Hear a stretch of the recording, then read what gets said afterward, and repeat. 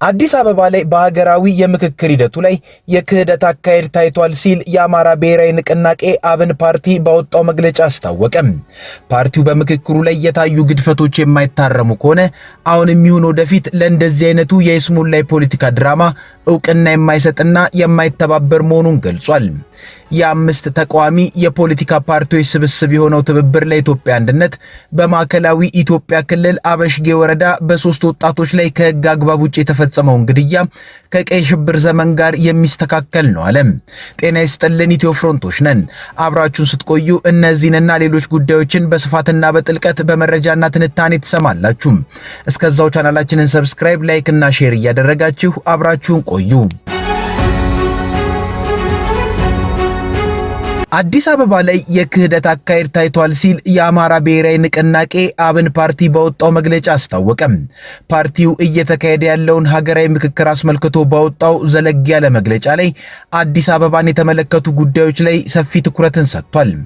አብን በመግለጫው በምክክር ሂደቱ ላይ የታዩት ግድፈቶች ከተራ የአሰራር ግድፈት ወይም ከመደበኛ የፖለቲካ ልዩነት የዘለለ ሆኖ አግኝቼዋለሁ። የምክክር ሂደቱን ተአማኒነት፣ አካታችነት፣ ገለልተኝነትና ፍትሃዊነት ጥያቄ ውስጥ የሚያስገቡ ተደጋጋሚና የተደራጁ ጥፋቶችም ተፈጽመዋል ብሎ በምክክር ሂደቱ ላይ በጥንቃቄ ሊታዩ የሚገባቸው ጉዳዮች ብሎ በዘረዘረበት የመግለጫ ክፍሉ ላይ የአዲስ አበባን ጉዳይ ሰፊ ትኩረት ሰጥቶታል። የአማራ ብሔራዊ ንቅናቄ አብን በምክክሩ ሂደት ወቅት በአዲስ አበባ ከተማ ህልውና ባለቤትነትና የራስ አስተዳደር መብት ዙሪያ የታየውን የክህደት ተግባር በትኩረት መከታተል ያስፈልጋል ብሏል። በከተማዋ ኢኮኖሚያዊና አስተዳደራዊ ጉዳዮች ላይ ብቻም ሳይሆን የከተማዋን ባለቤትነትና ተጓዳኝ የፖለቲካና የህግ ማዕቀፎችን በሚመለከቱ መሰረታዊ ጉዳዮች ዙሪያ በሚመከርበት መድረክ ላይ በበርካታ ሚሊዮኖች የሚቆጠሩ የከተማዋ ነዋሪዎች ድምጽና ፍላጎት በአግባቡ ሳይወከልና የከተማዋ ህዝብ እንደ ዋና ባለቤት ሳይቆጠር መታለፉ እጅግ አሳሳቢ ገበና ሆኖ ተመዝግቧል ይልና የከተማዋን ነዋሪዎች መብትና ዘላቂ ጥቅም ያስከብራሉ ተብለው የተወከሉ አካላትም የተጣለባቸውን አደራ በመዘንጋት የአንድን ወገን አካል ያልተገራ ድንበር የለሽ ፍላጎት ለማስፈጸም ሲሉ የከተማውን ህዝብ መብትና ጥቅም አሳልፈው ሲሰጡ ተመልክተናልም ብለዋል በመግለጫው። ይህ ተግባር በኢትዮጵያ አግላይ የብሔር ፌዴራሊዝም ከተዘረጋበት ጊዜ ጀምሮ በአዲስ አበባ ህዝብ ላይ ሲፈጸም የቆየው ተከታታይ የመብት ገፈፋና የማግለል ሂደት የመጨረሻው ምዕራፍ ማሳያ ነው ብሎታል። በመሰረቱ ህብረ ብሔራዊ ኮስሞፖሊታን ውቅርና ገጽታ ያለው የአዲስ አበባ ህዝብ ለአግላይና ዘውጊያዊ የፖለቲካ ስርዓት የማይመጥን ተደርጎ ተስሏል ያለው የአማራ ብሔራዊ ንቅናቄ አብን እጅጉን ያሳዘነን አሁን ያለው መንግስትም ስለ መደመር፣ ስለ ለውጥ፣ ስለ ህብረ ብሔራዊ ወንድማማችነትና ስለ ኢትዮጵያዊነት ውህደት ደጋግሞ እየሰበከ በተግባር ግን ለአዲስ አበባ ህዝብ ምንም አይነት ቦታና እውቅና የማይሰጥ አግላይ ዘውጊያዊ ፖለቲካ ሙጥኝ ብሎ ለማስቀጠል መሞከሩ ነው ሲል አብን ይከሳል። ሆኖም ድርጅታችን አብን በጽኑ የሚያምነው የተዛባው የኢትዮጵያ ፖለቲካ ሊከተለው የሚገባው ትክክለኛ ምክንያታዊ አቅጣጫ የአዲስ አበባን ገጽታ ወደ አግላይ ዘውጊያዊነት መለወጥ ሳይሆን ይልቁንም የአዲስ አበባን ህብረ ብሔራዊ አንድነት ሞዴል በመላው ኢትዮጵያ በሚገኙ ታላላቅ ከተሞች ላይ ማስፋፋትና ማጽናት እንደሆነ ነው። በእርግጥም አንድነት በልዩነት የሚባለው ታላቅ መርህ በመሬት ላይ እውነተኛ ትርጉምና ህይወት የሚያገኘው እነዚህ ሁለት መሰረታዊ እሴቶች በተግባር ተጣጥመውና ተዋህደው ሲተገበሩ ብቻ ይሆናል ብሏል አብን በመግለጫው። በአንድ በኩል ትልልቅ ሀገራዊና ቀጠናዊ አጀንዳዎችን ደጋግሞ በማስተጋባት ሆኖም በተግባር የአዲስ አበባ ከተማን መሬትና አስተዳደር በተናጠል የመቆጣጠር ፍላጎት ታይቷል። ይህ አካሄድ ሀገራችንን ወደ ተሻለ ዲሞክራሲያዊ ስርዓት ከማሸጋገር ይልቅ የፖለቲካ ችግሮቻችንን ይበልጥ የሚያወሳስብ በመሆኑ የኢትዮጵያ ህዝብ ሂደቱን በጥንቃቄ ሊከታተለውና ሰላማዊ ትግል ሊያደርግበት ይገባል በማለት የአዲስ አበባ ከተማ ህዝብ የከተማችሁን ህልውናና መብት የሚመለከቱ ጉዳዮችንና በዚህ ዙሪያ የሚደረጉ ውይይቶችን በከፍተኛ ንቃት እንድትከታተሉ የራስ አስተዳደር የፖለቲካ መብታችሁንና መጻኢ ዕድላችሁን በህጋዊ መንገድ ለማስከበር በአንድነት እንድትቆሙ ጥሪያችንን እናስተላልፋለንም ብሏል። አብን በምክክር ሂደቱ ውስጥ የታዩትን አግላይና አፋኝ አካሄዶችን በዝምታ አላለፍኳቸውም፣ ይልቁንም በሂደቱ የታዩትን ያልተገቡ ጣልቃ ገብነቶችንና ህገወጥ ድርጊቶችን በጽናት በመቃወም ለሀገራዊ የምክክር ኮሚሽኑ ሁለት ጊዜ መዋቅራዊ ግድፈቶች እንዲታረሙ የሚያስገነዝቡ ይፋዊ የአቤቱታ ደብዳቤዎችን አስገብተናል። ሁለት ጊዜ በጊዜያዊ የኮሚሽኑ ጽህፈት ቤት ተገኝተን በሂደቱ ላይ ያየናቸውን ስጋቶች በፊት ለፊት ውይይት አስረድተናል ብሏል። ከዚህም ሲያልፍ ለገዢው የብልጽግና ፓርቲ ጽህፈት ቤት የሚፈጸሙ ጥሰቶች በአስቸኳይ እንዲቆሙ የሚያሳስብ ደብዳቤ የጻፍን ሲሆን ከፓርቲው ከፍተኛ አመራሮች ጋር በአካል ተገናኝተን የተፈጸሙትን ጥሰቶች፣ አላስፈላጊ ጣልቃ ገብነቶችን በመጥቀስ በአስቸኳይ እንዲታረሙና ሂደቱ እውነተኛ የምክክር ሂደት እንዲሆን ፓርቲው ግንባር ቀደም ሚና እንዲጫወት በአጽንኦት አሳስበናል ብሏል።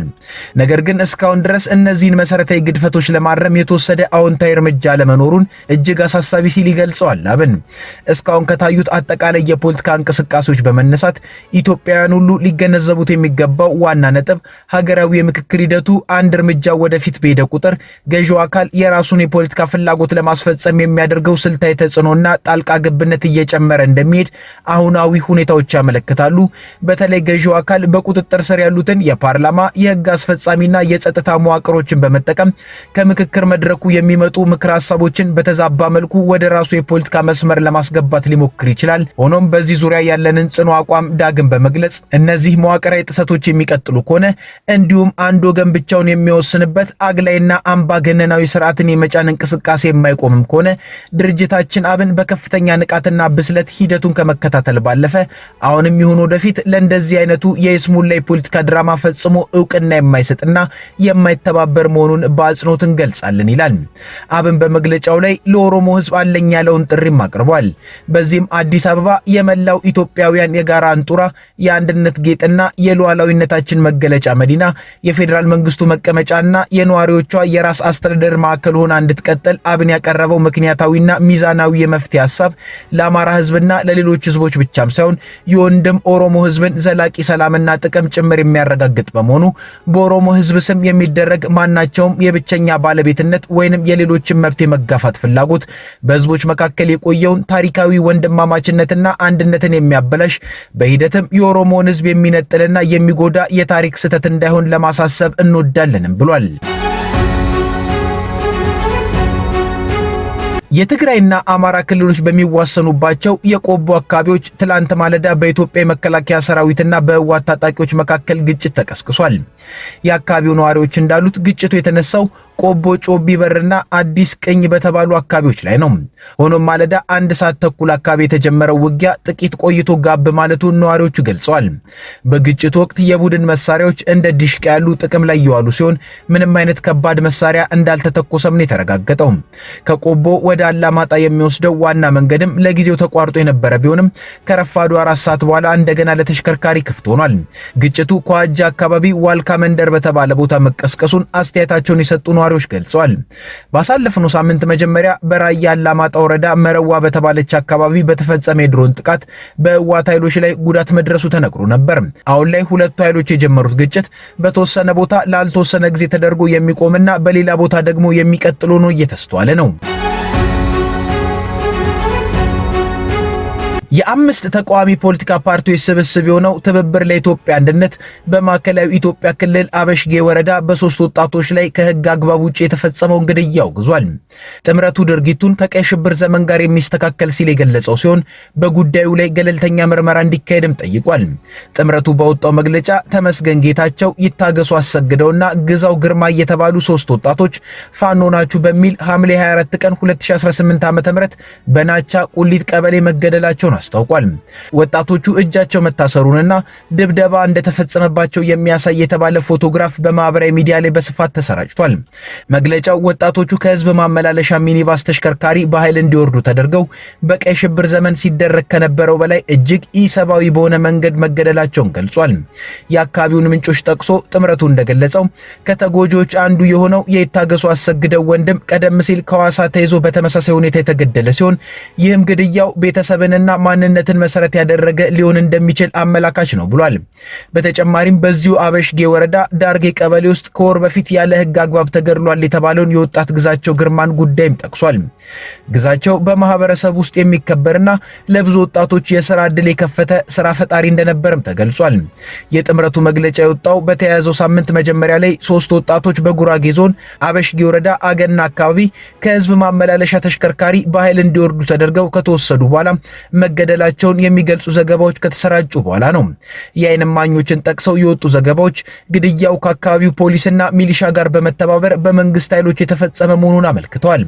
የማዕከላዊ ኢትዮጵያ ክልል የሰላምና ጸጥታ ቢሮ የተባለውን ግድያ በይፋ ያላመነ ወይንም በመንግስት ኃይሎች መፈጸሙን ያላረጋገጠ ቢሆንም የቢሮ ኃላፊ አቶ ተመስገን ካሳ ነሐሴ 6 ቀን 2018 ዓ.ም በሰጡት መግለጫ የመንግስትን የሰላም ጥሪ ባልተቀበሉ በአበሽጌ አካባቢ ባሉ ታጣቂዎች ላይ እርምጃ መወሰዱን ተናግረዋል።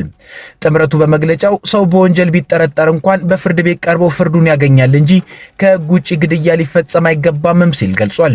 ጥምረቱ ከህግ ውጭ የሚፈጸሙ ቅጣቶችን በመቃወም የወንጀል ጥፋተኝነት ጥርጣሬዎችን ሁሉ ህጋዊ አሰራርና የፍትህ ሂደትን ተከትለው እንዲታዩ ባለስልጣናትን ጠይቋል። ይህን ዘገባ ከአዲስ ስታንዳርድ ነው የወሰድነው። ከኢትዮ ፍሮንት የዛሬ ጉዳዮቻችን እነዚህ ነበሩ።